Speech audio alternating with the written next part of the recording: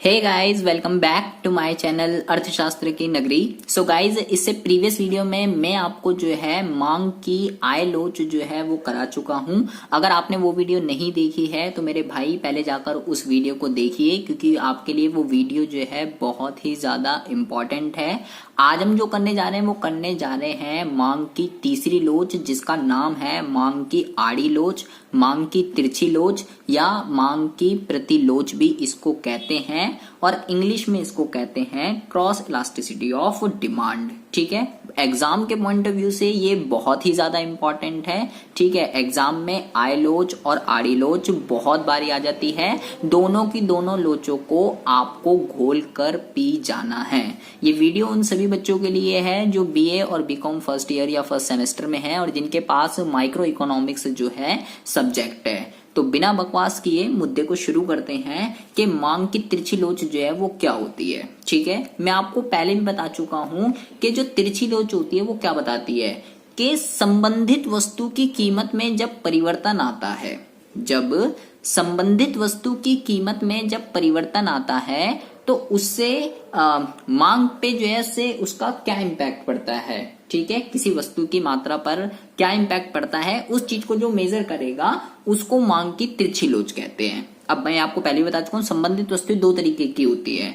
वस्तु स्थानापन्न भी हो सकती है, वस्तु पूरक भी हो सकती है। आपको इसमें जो है दोनों के पॉइंट ऑफ व्यू से बताना पड़ेगा कि स्थानापन्न में क्या होगा और पूरक में क्या होगा, क्योंकि स्थानापन्न में जो है प्रत्यक्ष संबंध होता है और पूरक में जो है वो विपरीत संबंध होता है। प्रीवियस वीडियो आपको देख कर आनी पड़ेगी, अगर नहीं देखे तो सब ऊपर से चला जाएगा, आज कुछ भी समझ में नहीं आने वाला है। ठीक है, थोड़ी किताबी लैंग्वेज पढ़ते हैं फिर अपनी लैंग्वेज पर आएंगे। कह रहा है एक वस्तु की मांग मात्रा में प्रतिशत परिवर्तन का, एक वस्तु की मांग मात्रा में प्रतिशत परिवर्तन का एक संबंधित वस्तु की कीमत में प्रतिशत परिवर्तन का अनुपातिक संबंध जो है वो मांग की तिरछी लोच या मांग की आड़ी लोच कहलाती है। सिंपल सी बात है कि जब संबंधित वस्तु की कीमत में जब चेंज आएगा तो उससे किसी वस्तु की मांग मात्रा में क्या प्रतिशत परिवर्तन चेंज आया है, उसी के बीच में जो रिलेशनशिप को शो करता है, उसी के बीच का जो अनुपातिक संबंध है वो ही मांग की तिरछी लोच या आड़ी लोच कहलाती है।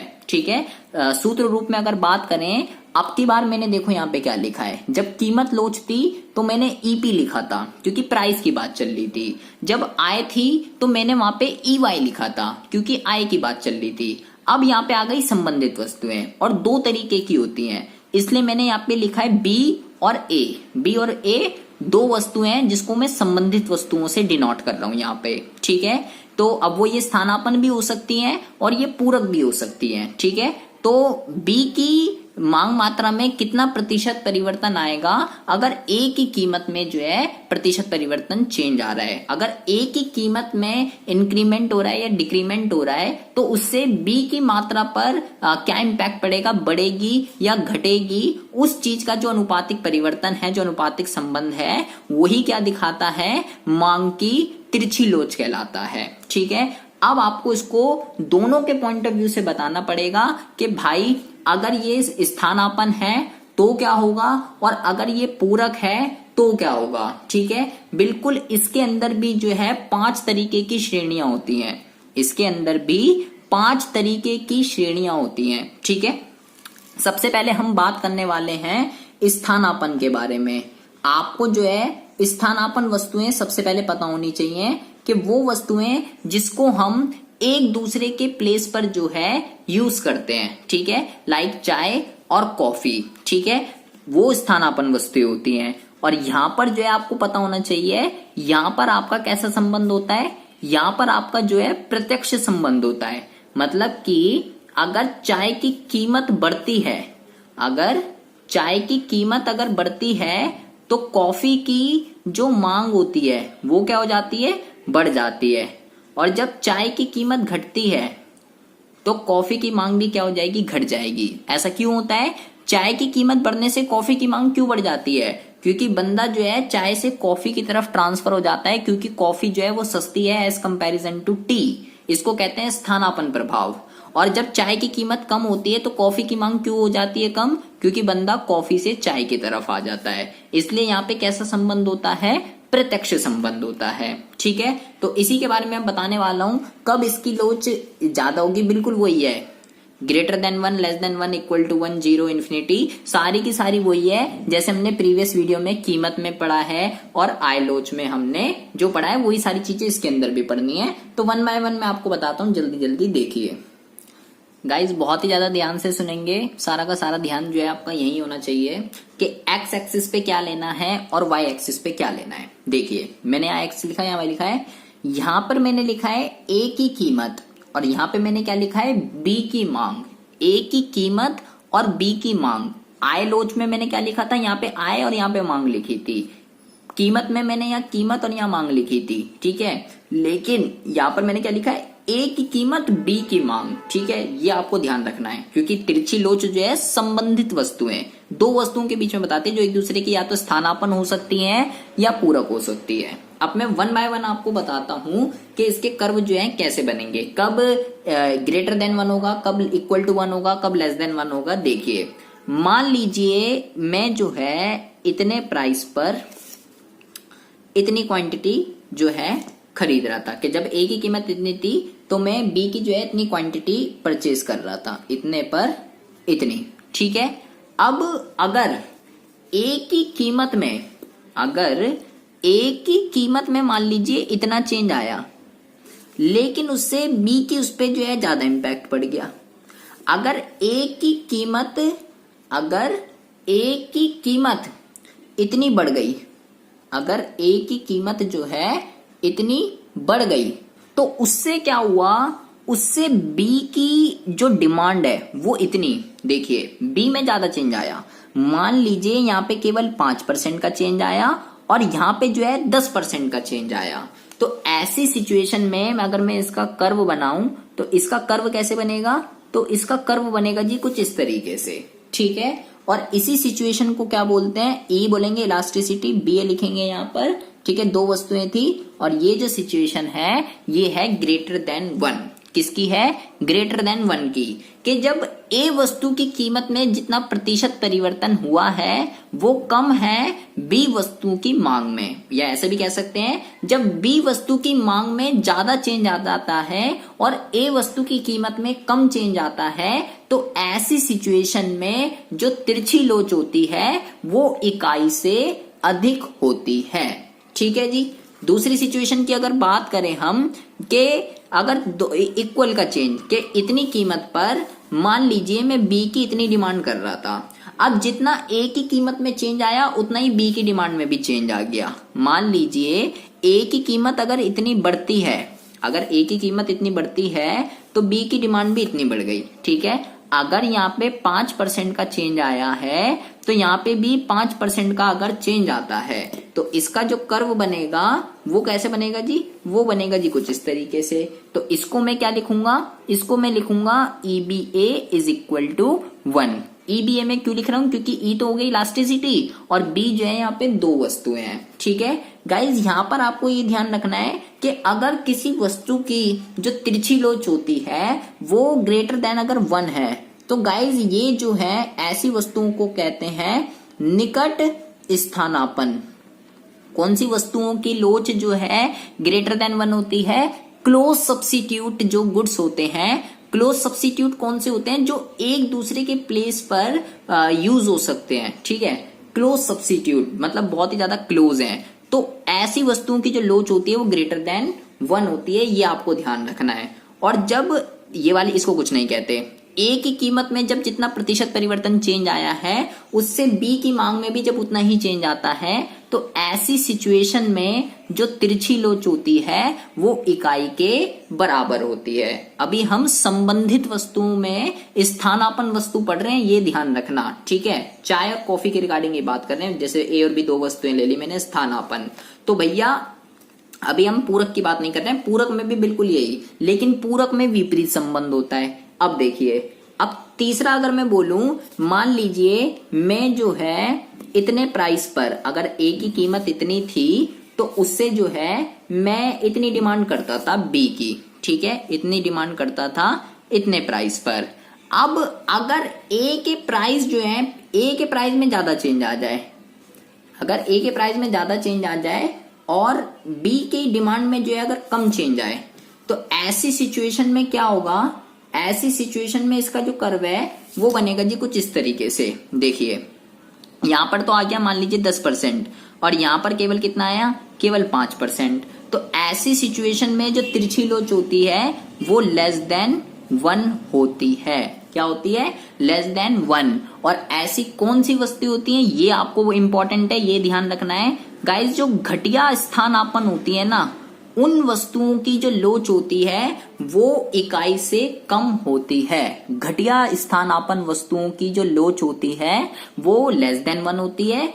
क्लोज वाले की जो होती है वो कैसी होती है, ग्रेटर देन 1 होती है। ठीक है जी, ये तो हो गई 3, ग्रेटर देन 1, इक्वल टू 1 और लेस देन 1। ठीक है जी, अब बात करते हैं कि यहां पर जो है 0 और इन्फिनिटी का कर्व जो है कैसे बनेगा। देखिए अब हमें पढ़ना है कि 0 कब होगी। तो 0 का जो कर्व होता है गाइस वो बनेगा आपका कुछ इस तरीके से। ठीक है, कि भाई चाहे कीमत ए की कीमत जो है इतनी हो जाए, चाहे ए की कीमत जो है इतनी हो जाए, चाहे ए की कीमत जो है इतनी हो जाए, इसकी डिमांड पर कोई भी इफेक्ट नहीं पड़ेगा। और ऐसी सिचुएशन में ईबीए जो है वो कैसा होगा, ऐसी सिचुएशन में जो है होगा 0। तो ये कौन सी वस्तुएं होती हैं गाइज, ये आपको ध्यान रखना है। ये जो है इसको कहते हैं असंबंधित वस्तुएं। कौन सी कहते हैं, असंबंधित वस्तुएं। ये कौन सी होती हैं गाइस, असंबंधित वस्तुएं वो होती हैं जिनका आपस में कोई भी संबंध नहीं है। कोई भी 2 उल्टी वस्तुएं पकड़ लो, जैसे कि मक्खन और आम, कोई भी 2 ले लीजिए। भाई मक्खन का आम से कोई लेना देना नहीं, आम का मक्खन से कोई लेना देना नहीं, तो वो कौन सी वस्तुएं, असंबंधित वस्तुएं हैं। और ऐसी सिचुएशन में जो कर्व बनेगा वो बनेगा कुछ इस तरीके से, और ये जो लोच होगी वो इक्वल टू 0 होती है। ठीक है, और एक और है जो पैरेलल टू एक्स एक्सिस, ये वाला। ठीक है, कि अगर ए की कीमत में कोई भी परिवर्तन नहीं होता लेकिन फिर भी इसकी मांग जो है वो बढ़ती और घटती रहेगी अगर, तो ये कौन सा हो जाएगा, ये हो गया आपका EBA is equal to infinity. EBA is equal to infinity. ये कैसी होती है, इसको कहते हैं गाइस पूर्ण स्थानापन्न। पूर्ण स्थानापन्न कौन से कहते हैं इंग्लिश में, परफेक्ट सब्स्टिट्यूट। क्या कहते हैं इसको, परफेक्ट सब्स्टिट्यूट। तो गाइज ये हो गए आपके 5 के 5 स्थानापन्न वस्तुओं का मैंने आपको बताया। और ये आपको ध्यान रखना है क्योंकि गाइज स्थानापन्न वस्तुओं के बीच में प्रत्यक्ष संबंध होता है, क्योंकि स्थानापन्न वस्तुओं के बीच में प्रत्यक्ष संबंध होता है, इसलिए जो इसकी लोच होती है, स्थानापन्न वस्तुओं की जो लोच होती है वो होती है गाइज धनात्मक। ठीक है, और जो वो होती है पूरक वस्तुएं जो होती हैं उसमें उल्टा संबंध होता है, इसलिए उसकी कैसी होती है, उसकी होती है ऋणात्मक। ठीक है, अब हम बात करने वाले हैं पूरक वस्तुओं में। अब देखिए गाइस, पूरक वस्तुओं के बारे में कैसे बनेगा। लिखना आपको वही है, ए की कीमत बी की मांग, ए की कीमत बी की मांग, ए की कीमत बी की मांग। लेकिन अब वस्तुएं जो है वो पूरक है, उल्टा संबंध होता है। अगर कीमत बढ़ेगी तो सामने वाले की जो दूसरी जो पूरक वस्तु है उसकी मांग घटेगी, अगर कीमत घटेगी तो मांग बढ़ेगी। ठीक है, पूरक वस्तु में उल्टा होता है। अगर पेट्रोल की कीमत बढ़ रही है तो कार की मांग घटेगी, अगर पेट्रोल की कीमत घट रही है तो कार की मांग क्या होती है, बढ़ती है। तो इन सभी सिचुएशन में आपको पांचों की पांचों बतानी है, कब लेस देन 1 होगा, कब इक्वल टू 1 होगा, कब ग्रेटर देन 1 होगा। देखिए मान लीजिए सबसे पहले की बात करें, अगर हम मान लीजिए मैं इतनी कीमत पर इतनी मांग कर रहा था। ठीक है, अगर मान लीजिए कि अगर ए की कीमत बढ़ी, अगर ए की कीमत जो है बढ़ी तो उससे क्या होगा, उससे बी की मांग जो है वो घट गई। ठीक है, अगर इक्वल का चेंज आया, अगर इसकी 5% कीमत बढ़ने से इसकी जो मांग है वो भी 5% जो है वो कम हो जाती है अगर, तो इसका जो कर्व है वो किस तरीके से बनेगा, इसका कर्व बनेगा गाइज इस तरीके से। ठीक है, और क्या होगा, ये होगा ईबीए इज इक्वल टू 1। अब की बात देखो कर्व कैसे बना, ऐसे, लेकिन वहां स्थानापन्न में कैसे बना था, ऐसे। क्यों बना था वहां पे ऐसे, क्योंकि गाइस वो जो है प्रत्यक्ष संबंध होता है, उसकी जो लोच होती है धनात्मक होती है, लेकिन यहाँ विपरीत संबंध होता है, यहाँ ऋणात्मक होगी, इसलिए इसके कर्व सारे ऐसे बनेंगे। ठीक है जी। अब बात करते हैं कि ग्रेटर देन 1 कब होगी। मान लीजिए कि मैं इसकी इतनी वस्तुओं, इतनी कीमत पर इतनी मांग कर रहा था। ठीक है, इतनी कीमत पर इतनी मांग कर रहा था। अगर गाइज ये कह सकते हो, मान लीजिए इसकी जो है कीमत, इसकी कीमत जो है मान लीजिए बढ़ाएं या घटाएं, मैंने क्योंकि कर्व जो है इसका यहाँ पे बना दिया है। चलो मान लीजिए मैं इसकी जो है कीमत को घटा देता हूँ। ठीक है, इसकी कीमत जो है घटानी है, कीमत घटानी है। मान लीजिए इसकी कीमत जो है घट गई। ठीक है, और इसकी मांग जो है ज्यादा बढ़ा दीजिए। ठीक है, इसकी इतनी कीमत घटने से इसकी इतनी मांग बढ़ गई।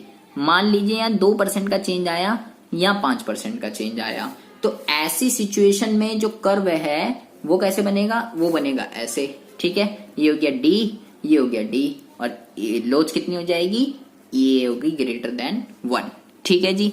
अब तीसरी देखिए, तीसरा है लेस देन 1। लेस देन 1 में क्या होगा, मान लीजिए कि मैं जो है इतने प्राइस पर इतनी क्वांटिटी जो है बाय कर रहा था। ठीक है, अब प्राइस में ज्यादा चेंज आ गया। प्राइस जो है वो मान लीजिए प्राइस इसके इतने बढ़ गए। ठीक है, लेकिन इसकी डिमांड जो है केवल इतनी कम हो गई। इसके प्राइस तो इतने बढ़े लेकिन इसकी डिमांड केवल इतनी चेंज हुई। मान लीजिए यहाँ 10% या 2%। तो इसका जो कर्व बनेगा वो कैसे बनेगा, इसका कर्व बनेगा गाइस कुछ इस तरीके से। तो ये क्या हो जाएगा, EBA लेस देन 1। ठीक है, 3 हो गए, इक्वल टू 1, ग्रेटर देन 1 और लेस देन 1। गाइस ये बहुत ही ज्यादा इंपॉर्टेंट है। आई लोच और तिरछी लोच एग्जाम में आती ही आती है, आपको ये बहुत ही अच्छे से पढ़कर जानी है, दोनों की दोनों। ठीक है, कुछ भी आ जाए, आए आ जाए, तिरछे आ जाए, सारा का सारा आपको छाप कर आ जाना है, जैसे भी मैंने आपको बताया है। अब बात करते हैं जीरो इन्फिनिटी की, कि भाई अगर कीमत में चेंज आने से कोई भी इम्पैक्ट नहीं पड़ेगा तो ऐसे बनेगा। ठीक है जी, चाहे इतनी हो जाए चाहे इतनी हो जाए, कुछ भी चेंज आ जाए। ठीक है, बढ़ने से या घटने से कोई भी इम्पैक्ट नहीं पड़ेगा। तो ये हो गया EBA इज इक्वल टू 0। ठीक है, और एक बनेगा इस तरीके से। ठीक है, ये हो गया EBA is equal to infinity, कि अगर एक ही कीमत में कोई भी चेंज नहीं आता और उसकी डिमांड जो है चेंज होती रहती है तो EBA is equal to infinity हो गया। तो गाइज ये किसकी है, ये पूरक वस्तुओं का मैंने आपको बताया है 5 के 5। कैसा है पूरक में, पूरक में है ऋणात्मक, बार बार बोल रहा हूं ये ध्यान रखना है। पूरक में होता है ऋणात्मक और स्थानापन्न में होता है धनात्मक। ठीक है, तो ये इसको क्या कहते हैं, इसको कहते हैं तिरछी लोच या आड़ी लोच या प्रतिलोच। इसका महत्व नहीं आएगा। ठीक है, इसका महत्व नहीं है, कीमत वाले का है और आय वाले का है, क्रॉस वाले का महत्व नहीं आएगा। ठीक है, तो ये आपको इसमें कुछ भी समझ ना आया हो, कोई भी डाउट हो, कोई भी इश्यू हो, आप मेरे को कमेंट बॉक्स में कमेंट करके पूछ सकते हैं। इसका मीनिंग समझ ना आया हो, स्थानापन्न में कोई सा कर्व समझ ना आया हो, पूरक में कोई सा कर्व समझ ना आया हो, तो आप मेरे को कमेंट बॉक्स में कमेंट कर कर पूछ सकते हैं। चैनल पर अगर पहली बार आए हो तो प्लीज इस चैनल को सब्सक्राइब करके बेल आइकन को जरूर प्रेस कर लीजिए। आपके लिए मैं ऐसी इंटरेस्टिंग वीडियो रोजाना इस चैनल पर अपलोड करता रहता हूँ। मिलते हैं आपसे नेक्स्ट वीडियो में ऐसी इंटरेस्टिंग टॉपिक के साथ। तब तक के लिए have a good day, bye bye, take care.